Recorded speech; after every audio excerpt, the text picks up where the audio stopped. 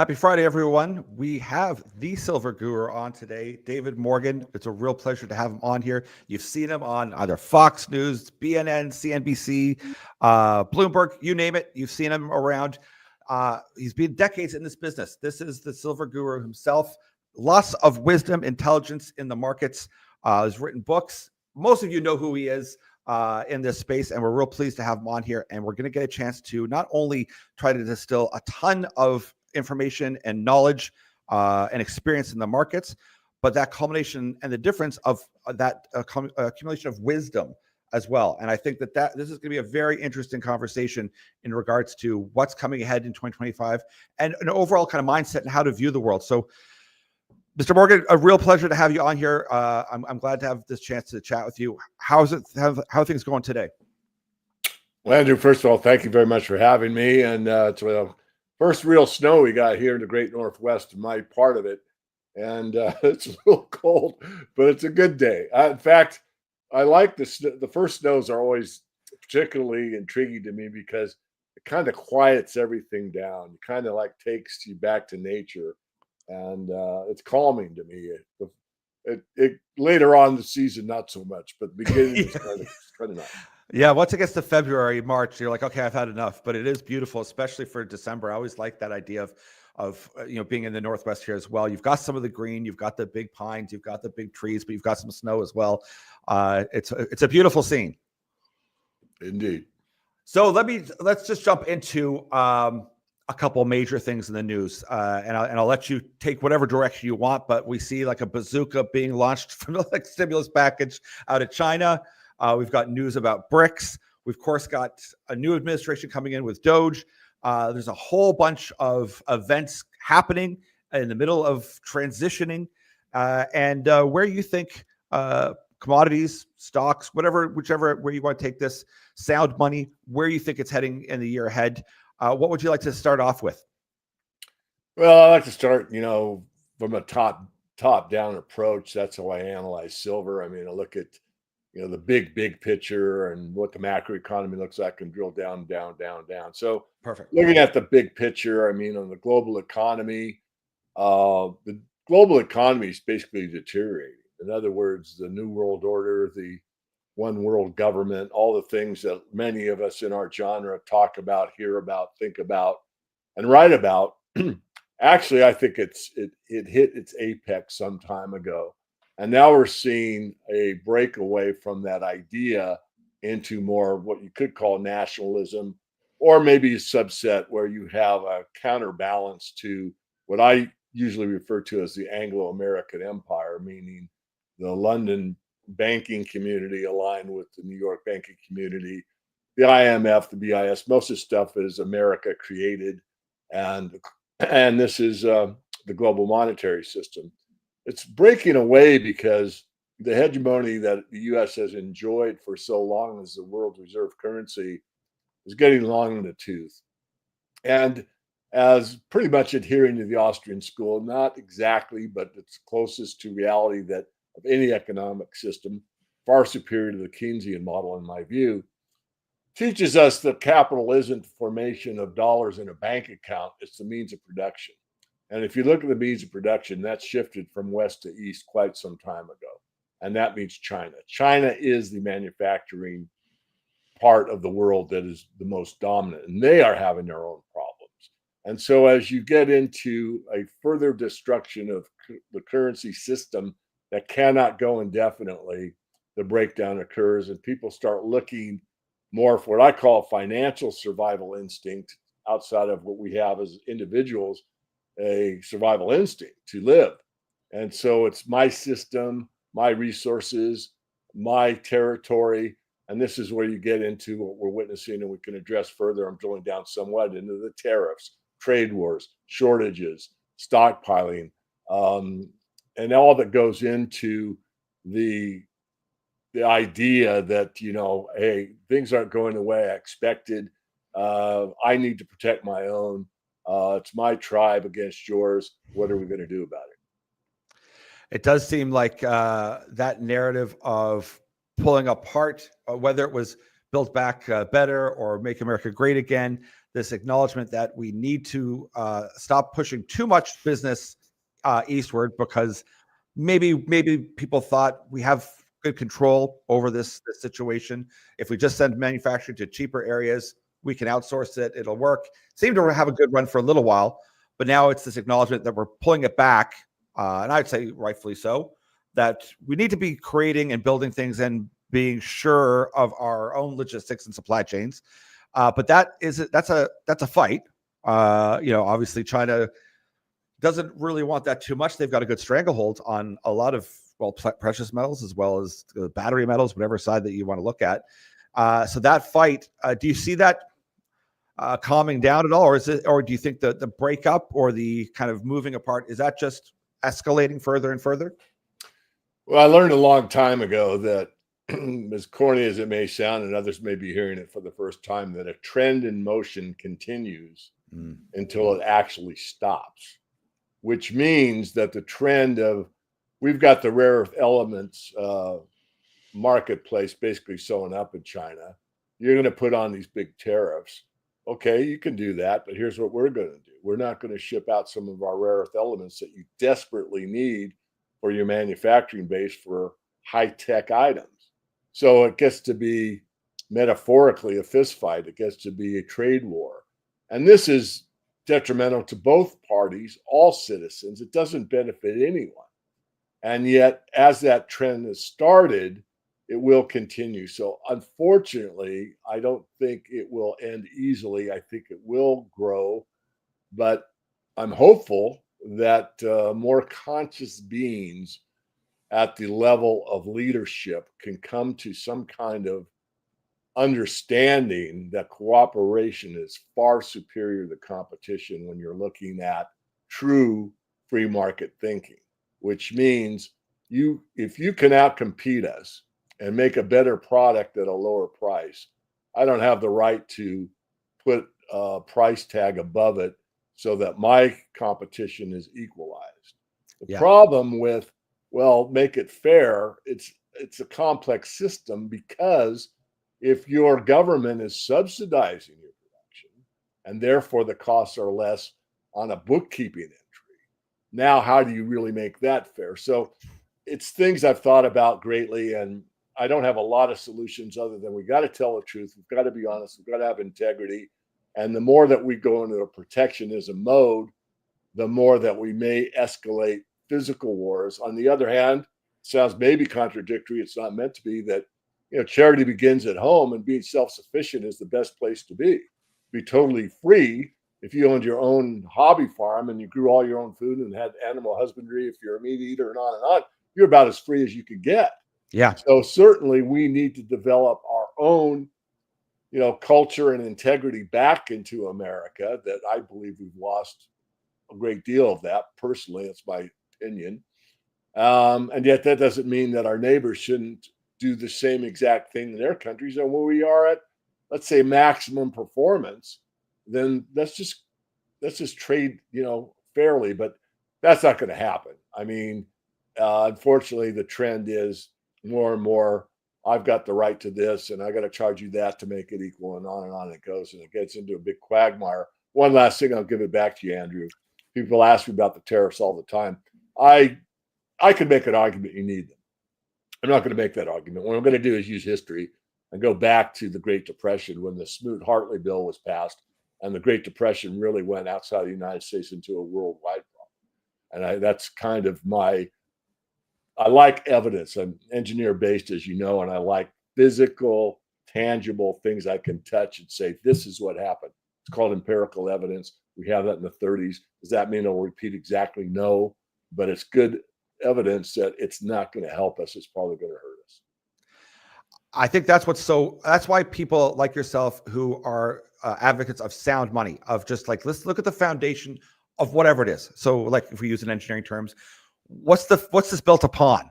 So if you've built out a good structure, there's a sound base and everyone's comfortable and there's integrity, we all agree. Then you can move from there. You can make moves. You're in a strong base. If you're in a situation right now where I would argue that most people are feeling uncertain, because of a myriad of social issues, this issue, that issue. You have to have someone remind people, listen, before we go out into outer space talking about robotics and AI and all that, and worried about what's this going to mean, what's that going to look, do we have a strong base? And that's the having a voice saying, let's look at that. And that means, do we have a strong monetary base, including precious metals? Who controls these precious metals? Where are they coming from? Do we have them to even build out these AI structures and these whatever type of monetary system with crypto, whatever it is that you want to dream about doing? Do we have that in place? Do we have that logistically handled? Never mind, are we also all on the same path, socially, politically, ideologically, in our own beliefs, with integrity? And if you're not, that can become a house of cards, like both like in our individual relationships, but on a government level as well. Is that kind of fair to say? Absolutely. I mean, we've made everything very complex.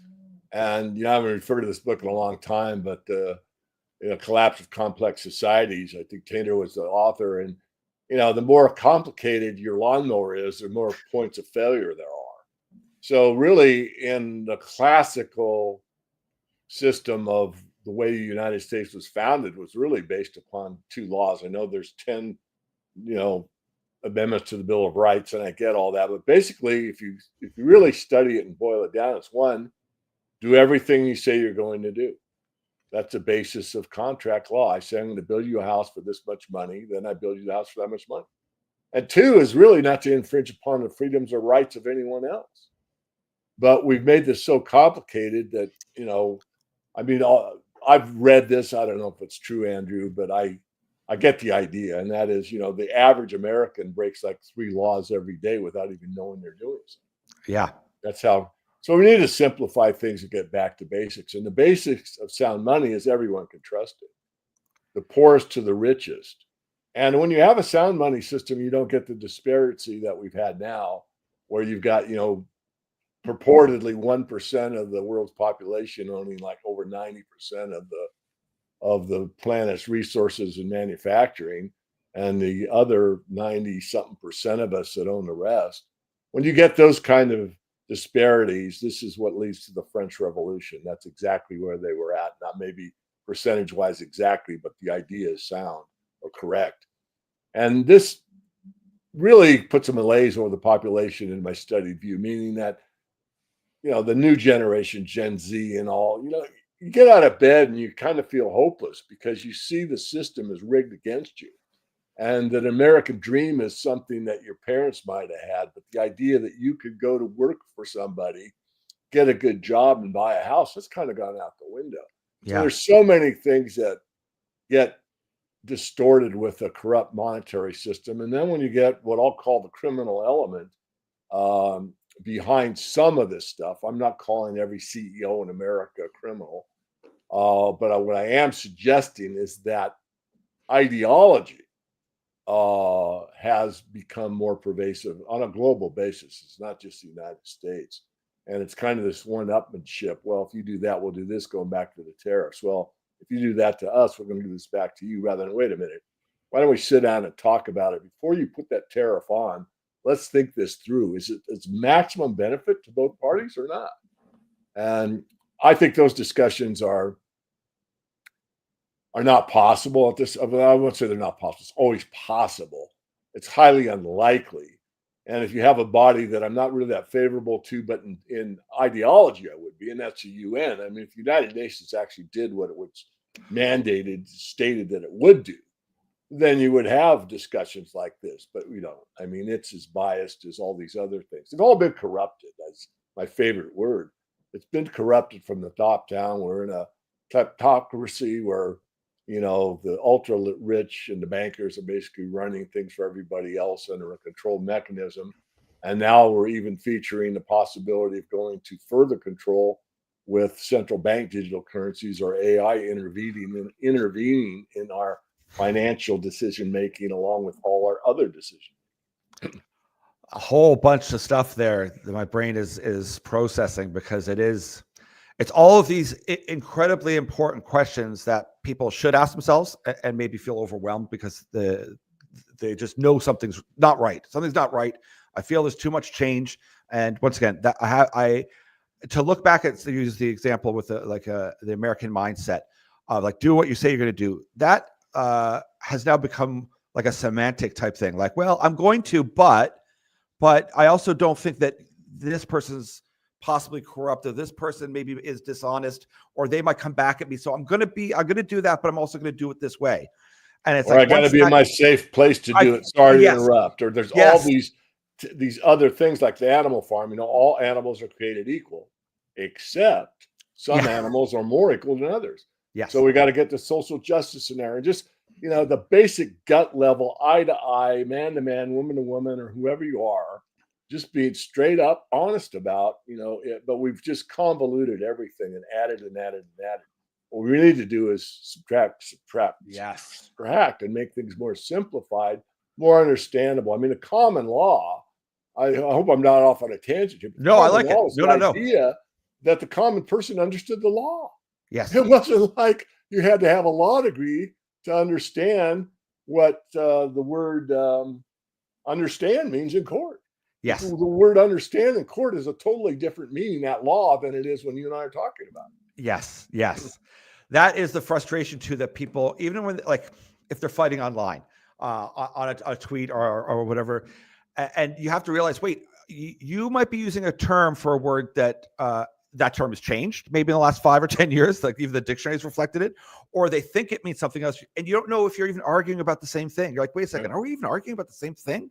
And that times that they're just going over each other's heads. And because we've made things so ridiculously complex, even if you look at, say, a derivatives market or like the stock market, you go, well, half these people aren't even trading. It's just some sort of AI algorithm bot that's just in there doing stuff. Does anyone really sit down and think, what does that mean for your society when that happens? That level of complexity, and you just go, okay, well, that's one thing I don't want to think about. Let's think about something else on top of another thing, on top of another thing. And then it's the AI that's going to make decisions for you and rule on your loan on this and that. I'm probably rambling a bit too, but I liken it to the idea of, you used to be able to go into your local bank and you could actually haggle with the manager and say, listen, I really need this loan. And they would be empowered to be able to make, you know, some soft decisions or hard decisions to decide, I know this person, I know their character. I've got some wiggle room. They know what, we're going to take that loan. Now you've got someone you could go talk to, but they're just looking at the spit out of the data, and they're just reading it to you. And that takes a bit of that interaction of the human component away from things as well. Exactly. So what do you think here? I mean, once again, this is interesting because we're getting from that kind of sound money where more and more people are acknowledging this. And one of the, I guess, offshoots is the rise of all the crypto, the Bitcoin, all that other stuff. Do you feel that that's in direct competition with the gold story, with narrative of silver, of sound money? What do you think is that kind of angle? Because do you think it's an acknowledgement of the same argument, or is it slightly different? I think you can look at it two ways. The first way is, you know, if I am who I say I am, and I really am a free market thinker, then I am for competing currencies. So that means, you know, it can be sound money, gold, silver. It could be cryptocurrencies in various forms. It could be Ithaca dollars. You can look it up, where a community just decided to issue their own currency. So I'm for competing currencies. I think, you know, competition is good in a lot of ways. And that the idea that you could compete for what is money, I think, is a very good idea. Coming back to the cryptos, I think it's been hijacked. I think that my series called Crypto Conspiracy, I named it that so no one said, well, that's just a conspiracy theory. I just said, got right in their face. It is, okay? Yeah. I've got 30 episodes. If you go to my main website, themorganreport.com, hit the blog, you're not going to find it because I've done, I don't know, 1,700 interviews or something the last several years. But there is a search bar at the upper right. Type in Crypto Conspiracy. There's 30 episodes. And I just listened last night to an interview Tucker Carlson did with Roger Ver. And I know of Roger. I never met him. And I listened to him early on. And anyway, the point that he kept making over and over is that the big block, which really would work as a peer-to-peer payment system, was overtaken by the small block guys and how they did it and hijacked it. And I had to comment in there. I usually don't. That this is the most honest take on Bitcoin I've heard in a very, very long time. And it's sad to me because although I'm not a big Bitcoiner, most people know me, I'm not going to be a hypocrite here on your show. But the original purpose, the original white paper has been destroyed. And so I cannot align with the current system. And the original context, I think it had merit. And I wrote about that. That is a big discussion of itself, which I find fascinating. And with the narrative changing over time, as soon as BlackRock got involved and they're like, hey, we're going to get involved in this, and the big banks started getting involved, I started thinking, whoa, that sounds like a big shift away from a libertarian idea of outside the system, whenever the biggest part of the system has now said, wait, we think we can profit off this and make some sort of product. And you've now become an unwilling partner with someone. And I thought, okay, that's got to sound some alarm bells to some people, that this is morphing before our eyes. We don't have to get too much in the weeds on it, but it's just interesting because it's one of those components that is constantly in the news. People are very aware. Is the CBDC coming? Is it going to be a Bitcoin? Is it going to be attached to this? Is it going to look like? Who knows? But we can see that they're getting involved, all the major systems, and it's unlikely that it's going to be some sort of completely decentralized, no input from any major investment bank or major power, and run by the people. That seems counterintuitive to the control that they would like. Well, if we go back to the foundation and you look at Bitcoin ideology wise, it looks really good. It was. But the foundation was based on what? A fiat. Now, if Bitcoin had done something outside the box thinking like this load program that I'm associated with and said you could only buy Bitcoin with gold or silver. Now you really do have digital gold and silver, and you had to be outside the system to participate. And that would have taken the power away from the bankers because now these guys are involved. They've been talking about putting Bitcoin in the balance sheet of the United States, for God's sakes.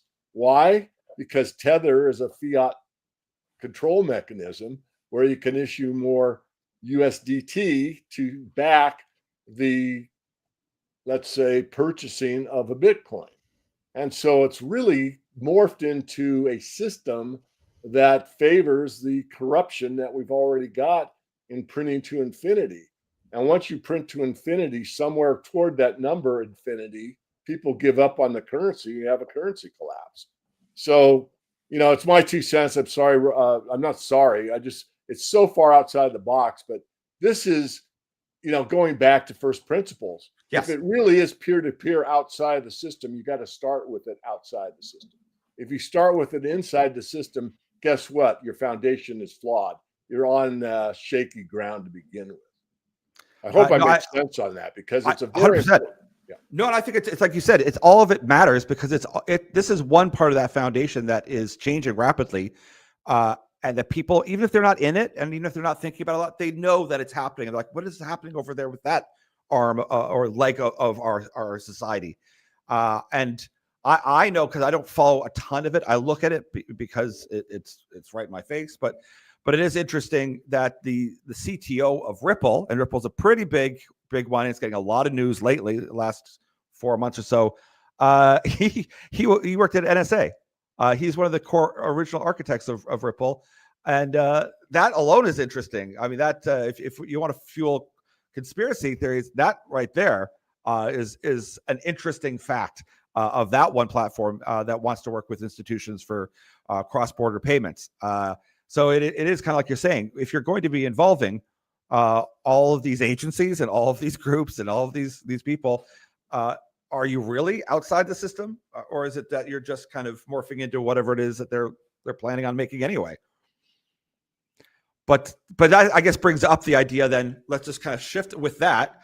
Do you think that the notion of BRICS is then a reaction to that? Like listen, we see where you're going. We don't like it. We're going to develop something on our own.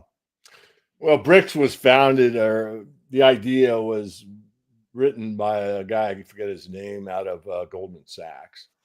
And I do think that it is a countervailing force to the hegemony of the United States dollar. But I've done a couple of videos on this, and my take is going again to the highest altitude to take a top-down view. And basically, what runs the new system is ISO 222.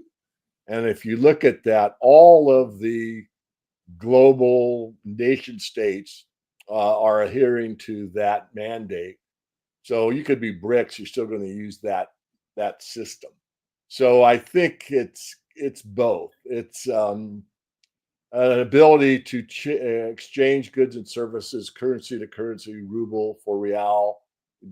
Brazil can trade with Russia. China can use the yuan with the ruble, and that's good. And it does weaken the dollar's hegemony, and that's all. As far as I'm concerned, that's fine. I mean, competing currencies, right? But at the end of the day, you're not going to get rid of the global debt, which is based in U.S. dollars, and the dollar. That ruble is going to have to convert to a dollar at some exchange rate. And then you're going to have to pay down the dollar debt. And the bankers all know this. I mean, this idea that we could continue this usury system that's based on compounding interest is something that cannot be achieved forever. You cannot do it. And so they have to end the system and restart it. And that's what they're striving to do. Only I think that they're not sure how to implement it. And do they do it, nation by nation, which is most likely? And then, of course, the big umbrella is already there, this ISO 222 I just referred to, and they can all meld in together and clear through the one clearinghouse. And then over time, you could do it in the blocks of, North America, the Americas, the Asian countries, and whatever. And there's 3 blocks. And then there's one block, and you've got a one world currency. Yes.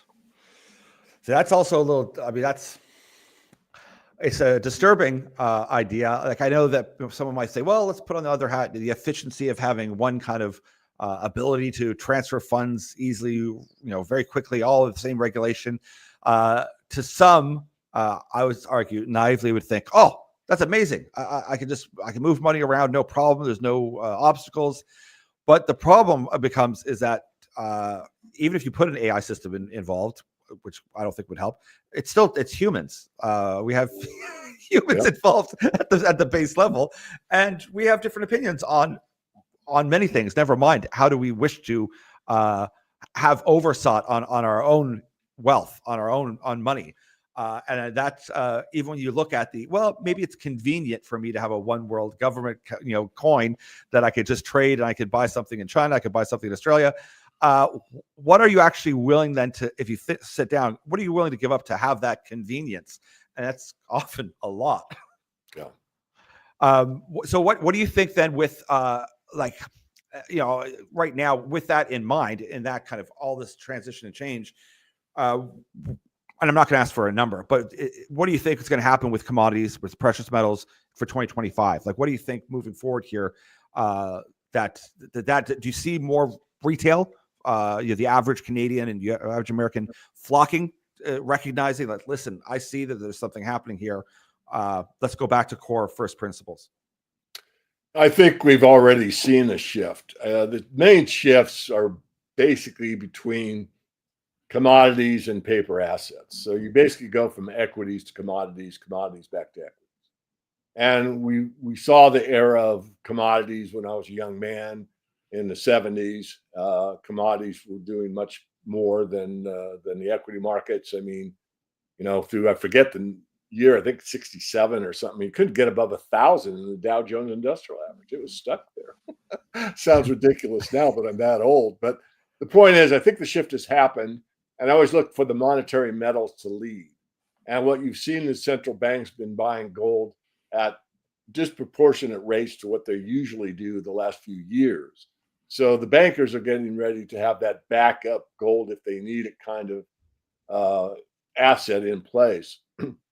And now you're seeing the stock market still continues to make new highs, but that's just a number. And most people that look out their window and see what the physical economy looks like compared to what it looked like pre-2008 or maybe even pre-2020 is probably more in our memory, versus what the stock market says. There's a huge discrepancy.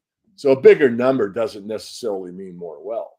I remember, if you look at one of my videos from 10 years ago, it has a guy in Zimbabwe holding up a bunch of notes on a cardboard placard, and it says starving billionaire. So it's not a function of how many zeros is behind your dollar. It's a function of what is his purchasing power. And so what's the purchasing power of the Dow? Well, it's more than it was, 2 years ago because the number's higher, but does it really purchase you more just because the number's higher? And this is a concept that actually a lot of people really miss. They see a bigger number and they automatically presume that that means more, but it doesn't necessarily mean that. So getting back, I'll be direct. We're going to shift. I think we've already started from the paper equity market into commodities. And you will see, as we've already, when you get down where the rubber meets the road, I mean, China didn't say we're going to put a tariff on the US dollar. We're going to start selling your treasury bonds. We're just not going to sell you any gallium. Hey, what a concept, something real. Physical economy. Damn necessary. Most people can't spell it. I'm not sure I can spell it, but you get the idea. That's a big problem. I mean, you mentioned rare earth metals as well. I mean, rare earth metals are not only used in the magnets, but also in missile guidance systems. So even if you think I'm going to go physically head to head with you, they go, all right, well, we're not going to sell you the necessary materials you need to make your guidance system and your weaponry. That becomes a problem very quickly. I'm not suggesting we're at that stage, but I imagine those are the conversations that are happening, like a gentle reminder here, a gentle reminder, back and forth.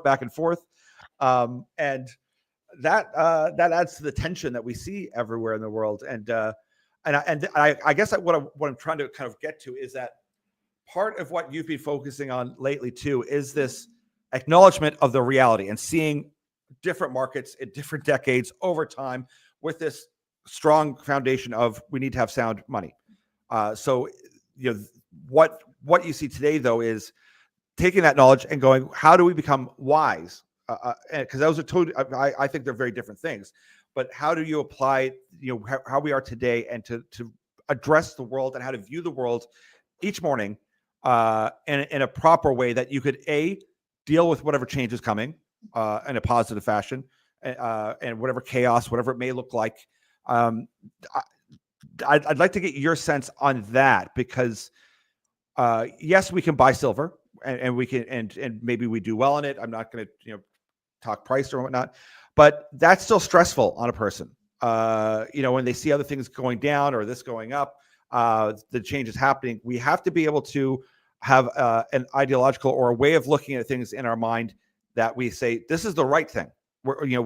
I'm doing this, and it's from a different place maybe than just the number on the screen. Yeah, that's a tall order. I'll do it more on a personal level, and you can extrapolate from there. But first off, it's to understand that we, in the human experience, really have much, much more power than we ever are told. We're basically told, especially in today's environment, that you don't know how to cook. If you're rich enough, you hire a chef. You don't know how to work out, so if you're rich enough, you hire a trainer. You don't even know how to shop, so if you're rich enough, you buy someone to help you shop for whatever complexion you have. I mean, all this nonsense. Whereas, and I'm not against any of those things. I mean, if you want them, I'm free market, get them. Yeah. My point is that you got to be grounded in and of yourself and realize your own self-worth, your own value. And from that, you need to really take a pause in the morning and just realize that just your very being is very powerful. And then what you have to do, or I should say have to, what I choose to do is to feed the fuel I need and to exercise the amount necessary, but not too much. It's the golden mean. It's enough food. If I eat too much, I'll get fat. If I eat too little, I'm going to be too thin. I exercise enough to where I'm not exhausted, but it can actually help me in my endurance, stress level, and everything else. So I think if we start in the morning with a protocol that serves you, again, it goes back to the foundation where if you're serving yourself, it's the paradox, you can serve your family better. And once you leave the house, you can serve your office better, and maybe your CEO can serve your employees better. And this is something that we don't learn in school. Some maybe in Montessori or some of the other alternative schools, but certainly not in the public system. And so that would be number one. Just keep it simple. Again, now you alluded to, well, what do I do financially? And I think you do hedge.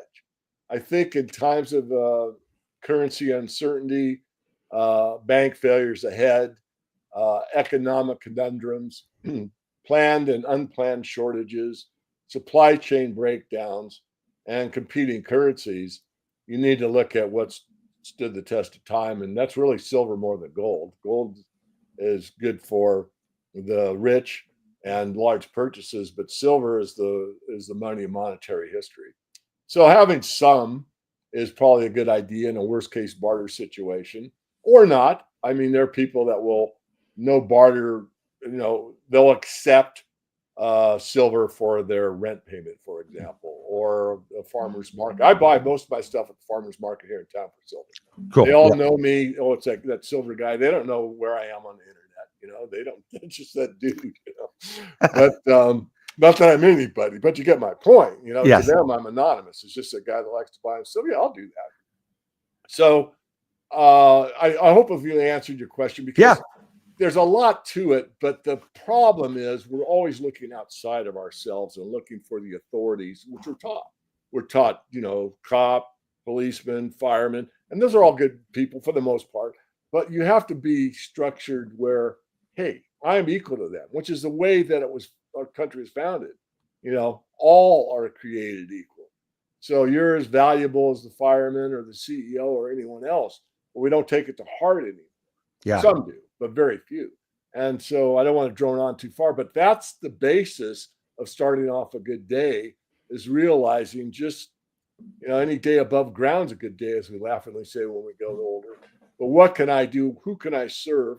Well, selfishly serve myself the best way I can, paradoxically, so I could serve others to my maximum ability and be of most value to them at the same time. I love that, because I mean, if you're not in a space that you're healthy in oneself, then how can you possibly be of health or use to someone else? I mean, if you don't have that, and if you don't start the day without the stress of, oh my God, I feel this and I slept terrible and I'm miserable, well, you're likely that's the path your brain is looking right off the bat. And if we could start the day from a better, clearer mindset, we have a better shot regardless. I was going to make one other little quick comment too, being from Canada, and when we talk about personal shoppers or whatever, here, I mean, you have to have a license to cut hair. You have to have a license to hold a sign if you're on the street work. I mean, it's the government's involved to say, I'll sell you this course on holding a sign for construction. And it's like and you have to then be permitted to do it. I mean, the absurdity of it is incredible. Or I even laugh when I go to the washroom and it has a sign that shows you how to wash your hands. And I just shake my head and I think, oh my God, is this where we're at? And they're like, yeah, this is where we're at. You have to teach me, to show me and remind me, oh yeah, I wash my hands like this. I have to interject. Okay. Okay. In the 1960s, your automobile manual would tell you how to set the points. Of course, we all have fuel injection now, but in the old days, how to set the points. Now, your auto manual for your new car tells you to not drink the battery acid. Yes. Yeah. Don't taste it. Yeah.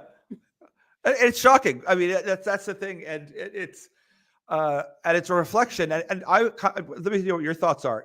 If you have a society that's like that, and you have some governments and ideas where it's like, we want to be mommy daddy state. We want you to come to us. We'll take care of you. And you give away all responsibility to that body. That's certainly, we know what that looks like. And once again, if you look at history, that it goes a certain direction. Is that when it gets to be the crazy levels of, I'll throw in as well, like a meme coin where like fart coin has a $678 million market cap. That blows my mind. It's a humor coin. Yeah. And you go, this is a reflection of the absurdity of where we are today. And if you have this level of absurdity on a social end and on a meme coin, so a financial product type of end, wouldn't this reflect in all of the markets anyway? Because all that is data. It's all incoming data. Is that a reflection of this is where we're at? Yeah, And yeah, it goes back to Mackey's book, Popular Delusions and the Madness of ah, Crowds. yes, And that whole book is about, the tulip bulb mania and others that got into this madness, and it is madness. And yet people that buy the fart coin know it's madness, but they do it anyway.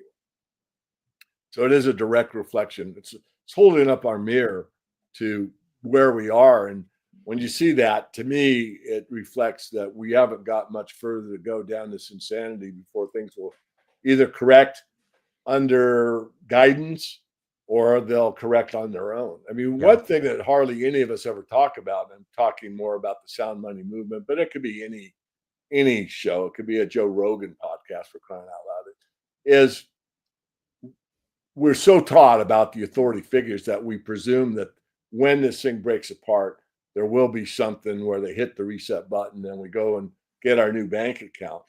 But what if that's not true? What if it gets out of their control and there is no, and we yeah. are on our own?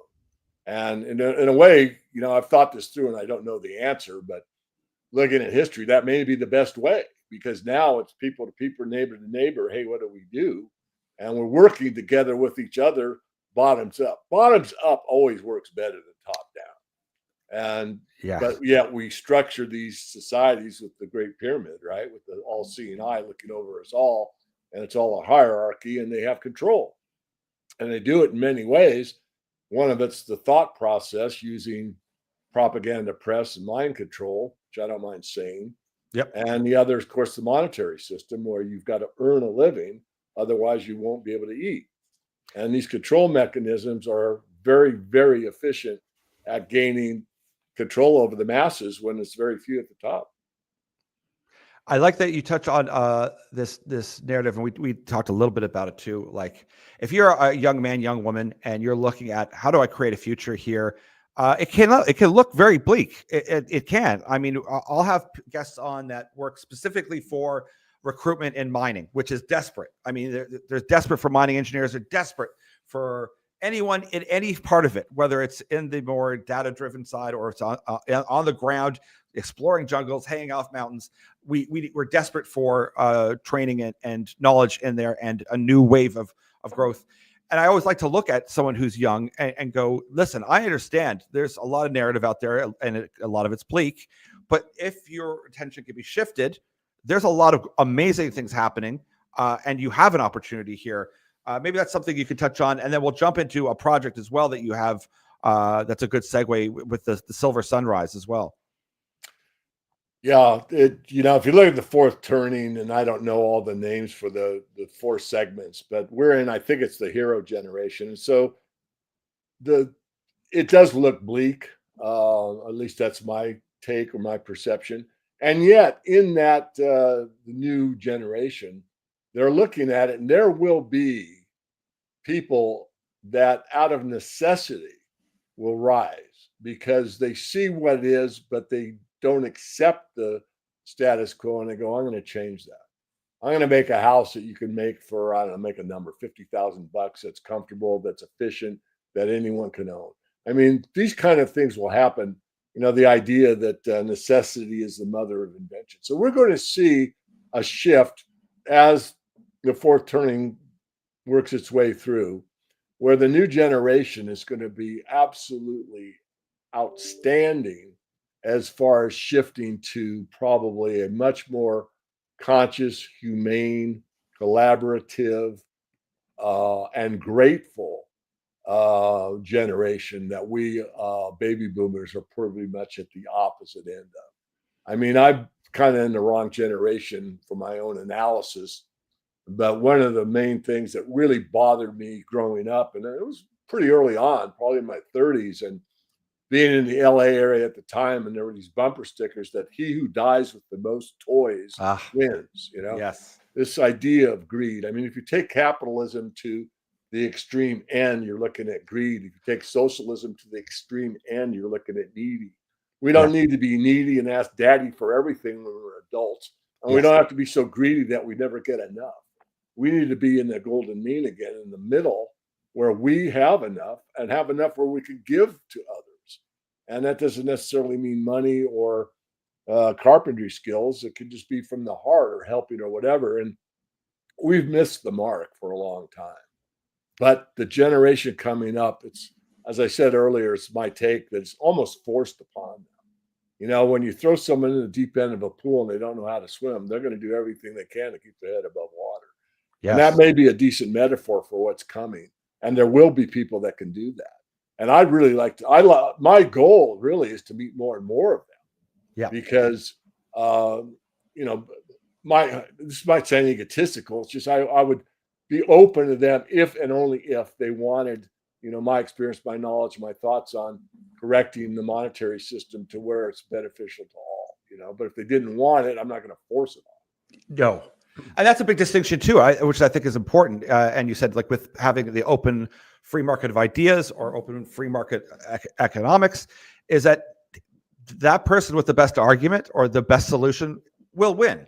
And that's the way it should be. And it should be that, listen, you can't solve everyone's problems. You can't make everyone happy, but you can find solutions when you negotiate and you come together and you hear each other. So we're using the same language. We understand the terms.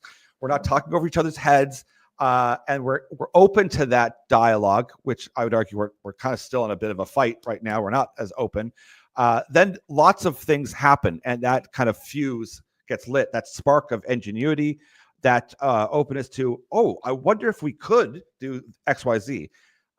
If we're told, no, you can't do that, that's not very exciting. That deadens the spirit, where it's like, listen, I don't know if you can do that, but listen, it's worth a shot. Like, that's a very different mindset of encouragement, of openness, that I think that positive kind of idea is very heartwarming, I guess is the word. What of course, you can go to the Morgan Report, of course, everyone, where you can find all of this information out as well. You can get there's a way of actually reaching out to David Morgan as well. But before we get into that as well a bit more, let's talk about this project as well, this Silver Sunrise as well. Yeah, I've been in 3 books. First one was myself. I wrote the Get the Skinny on Silver Investing. And then the second book was the Silver Manifesto, which was accomplished me and Chris Marchese. And then the last book was Second Chance with myself and David Smith. And I was getting pushed a little bit by, you know, my peer group to, you know, write another book. And I decided to go a different route and do a documentary. And so I came up with a documentary. It's called Silver Sunrise. It's at the website silversunrise.tv. And as you can see, it looks at money from a different aspect. It looks into the stress, fear, and control that money exerts over our lives. I mean, if you go to Google and say, what's the number one stressor for people on the planet? Last time I did, I think it was like 85% of people stress over finances. Yeah. You know, what's most divorces over? Well, more than half are finances. So there's a lot of fear and control around the money question. And despite its role in society and the synopsis, we're enslaved by money at some time. And Silver Sunrise looks at this question and what drives everything, and the love affair and the conflict around money. And we look at it from, you know, tribals, situations where there was no money, to sound money, to going to central bank digital currencies. And when you look at the spiritual side of money, which very few really ever delve into, and this is, you know, that question again of greed or avarice, extreme greed. What is avarice and why is it there? Well, really, it's a fear. It's a fear of never having enough and a scarcity mentality. Well, what if I told you we have enough for everybody and then some? Yeah. More than enough. So it explores these kind of questions. And it's not got a lot of answers. I've gotten many people involved in the movies. You could see Foster Campbell, who did the Thrive movies, Thrive 1 and 2. Yep. Ed Griffin is kind of the granddaddy of us all on call it conspiracy, or, you know, he wrote the Creature from Jekyll Island, as most of your viewers would know. Dr. Edwin Vieira, probably the foremost authority in constitutional law in America, in my view. Myself, Ron Paul, Ellen Brown, who wrote Web of Debt. Mark Passio teaches natural law, common law. Larkin Rose, most of you know. And so these people are in the film. There will be others. There's several that I won't name right now that we asked to participate that couldn't win or decided not to for a variety of reasons, personal reasons, which is fine. But the filming's been done, the narration's been done, so it should be available probably the first quarter of 2025. And my goal, as it's always been, is to not dictate necessarily what you should do, but rather to get you to think about what you should do. Yeah, let's watch one of the excerpts because I love this type of thing because we think often and we're told often, oh, these we've already solved that. And I think that's probably why humans go in these cycles of history, maybe not repeating, but rhyming, is that we think, oh, no, we've already solved that problem. No, we haven't. We have to always come back to, are we on firm ground? Because even in my own life, there's times where, no, I'm not on firm ground at all. And I need to get grounded and I need to take a step back and go, what are my core beliefs? And sometimes they're crazy. It's like, that's not true, Andrew. Where did you get this core belief? And it's just because of circumstance or just mindset or under a lot of stress. And, oh, all people are like this or something. And you go, that's not true. That's not true. You got to step back, get out of what you're in and look at things from a different perspective. Let's take a quick peek at an excerpt here to see what we're looking at here. So Adam, pull up the one here. Money. Love it or hate it, it's a force that elicits endless emotion, stress, fear, control.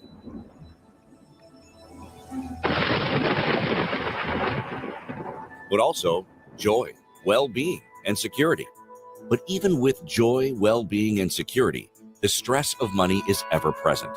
The fear of going broke. Chapter 11, the constant feeling of never enough. Why is this? Why is the treadmill of never enough? Yet deep down, we know there's always enough. The universe is infinite. Is scarcity artificial? An illusion? If so, the scarcity of money, a form of energy, must also be an illusion. From the producers of Fiat Empire, Molon Labe, and Mainstream, Matrix Entertainment presents Silver Sunrise, breaking free from the stress, fear, and control of money. So as soon as you create one of these fiat currency systems, you remove two of the constraints on government doing things that are unpopular. And not just war, but many other things that are unpopular. Question: what is money? Academics define money as a medium of exchange, store of value, a tally of production. But what is it really? 195,000 years ago, there was no money, no need. Our ancestors shared everything. Then came trade, barter, and credit. Finally, after humanity made countless mistakes exchanging, storing, and tallying the products and services of civilization, there was gold and silver. And all was good for thousands of years. Gold and silver had arrived. Real money. The first and foremost money. Perfect and stable. Real money that could not. This is interesting. Everyone, you can go watch these excerpts too from Silver Sunrise. There's plenty of them, and I'd urge you to do so as well. This is great quality. It's fascinating. Are there a way that people can kind of support this as well? And the reason you saw like Silver Elephant and Noble Gold on there is at a certain level you will get credit in the film, as you saw. But there is a donate button somewhere on the website. I think it's at the bottom there, but we are looking for donations. Okay, cool. Yeah. Well, I mean, that's once again, this is important because it comes back to the idea like that people just assume that we have answers or someone has the answers, and we have to look back and ask these questions to ourselves and go, what is it? Like, what are my core beliefs? And we get caught up in the day-to-day, in the news and the whatever, that a lot of people, if you ask them, they may not know. And they know, obviously, somewhere deep inside. But because of the layers of everything, it takes a second to go, what really is? And if we get back down to that, and like you said, remove stuff. Like, we don't need more stuff piled on us. Remove. We get down to whether it's, once again, sound money, sound advice, things that just are obvious, that make sense to us. It kind of deals with that question where I hear often is, this time it's different. I know I agree with you, David, but this time it's different because we have X AI. We have this. We have this. This time it's different. Maybe I'll let you sum up all of that under that. This time it's different idea. Well, it's the dollar will fail. I mean, many and very smart people have argued with me that it won't fail. It's different this time. We've got technology. Well, technology is a word, and technology is very broad. And because technology, how does that make it failure proof?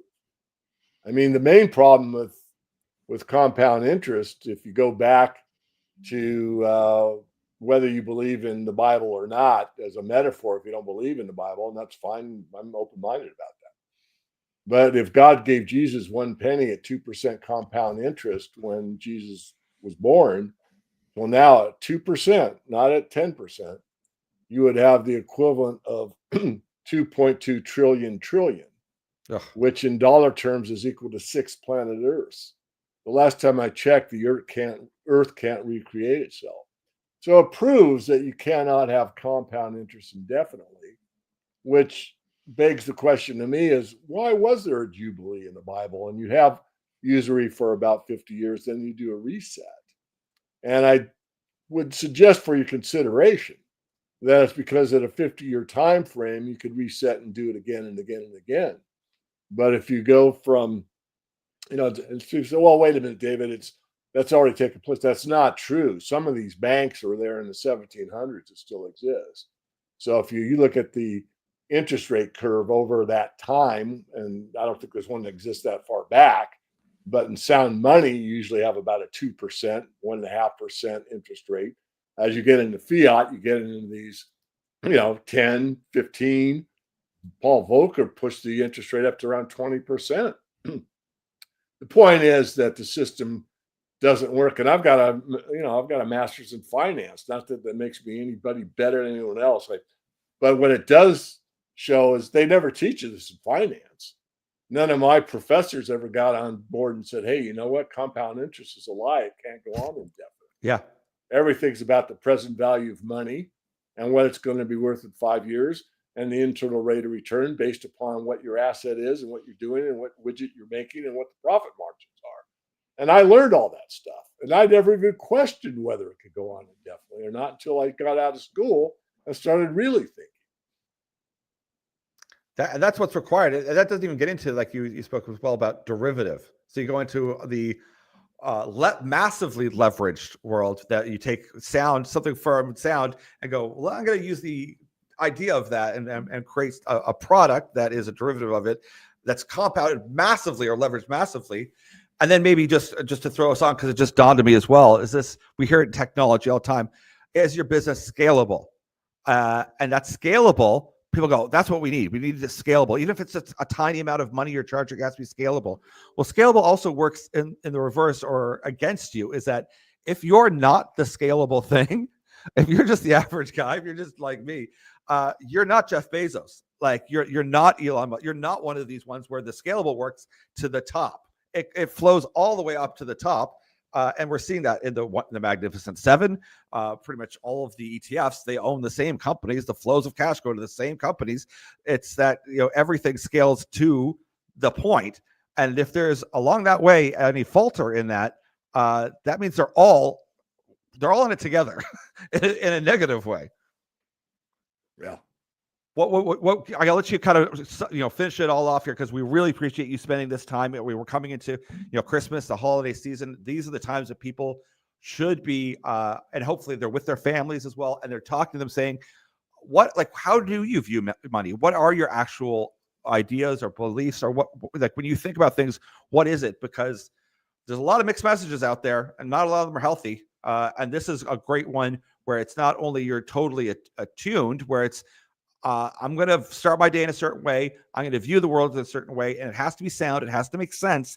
It has to be real. And that sounds obvious, like this, but we don't live in a time where things are obvious in any way, shape, or form. Well, on money, because I could go on for another hour, I would just say primarily my thoughts on money are the classic Aristotle principles. It's got to be scarce. It's got to be fungible. It's got to be divisible. It's got to be recognizable. It's got to have those traits. So I would start off with, commodity money. But as far as going a step further, what is the best gift you could give? Not necessarily your kids, although I'm thinking as a parent and grandparent. But it could be to a friend, it could be to family members, whatever. And the greatest gift, this is my opinion. You ask me what I would do. I would say the greatest gift you could give anybody is how to critically think and logic. I think if we taught logic in the public schools and made it mandatory, that we would have a much better base of communication, because you'd be able to see some of the fallacies in these arguments about all animals are equal, except some have to be more equal than others because they weren't born with whatever, you name it, this religion, that, whatever. I mean, there's all kinds of ways to separate us. Yeah. But, to be crude, we all bleed the same. Look, there's a lot of stuff that's just noise. And if you get to a good course in logic and critical thinking, you can get down to what we started with when I went philosophical on you before, Andrew, and that's settle in, stay calm, be centered, take that neutral position. There's a philosopher, I won't name him, but he said that one of the main problems of humanity is the third force blind. We see everything as a duality. It's red or it's blue. It's up or it's down. But they never consider go from the left to the right. You got to go through that neutral spot. To go from up to down, you got to go through that neutral spot. And the neutral spot is where you're open to everything and all possibilities exist. And that's where we could have real communication. But if you're locked in pink or light blue and you can't shake it off and get to that real zone where we need to be objective, logical, critical thinking, and open to the other side, we're not going to accomplish very much. I hope that all made sense. It's absolutely. Yeah. No, I love it. I really appreciate this. It's great. I hope we can chat with you more about this in the new year. I think it's good. It's a voice that needs to be heard, because I anticipate a lot of chaos still coming down the pipeline here. And if you can choose to view the day from a place of strength and from calm strength and also integrity, where listen, I'm doing right by the world, by my neighbor, by my friends. That's a lot easier also than to go to bed at night. And that's a great place to be when you're dealing with all the stress that we have on a day-to-day basis. So thank you so much, David Morgan. I really, really appreciate it. And have a great holiday season and Christmas. And we look forward to speaking to you next year as well. Very good. Thank you very much. Take care. Okay.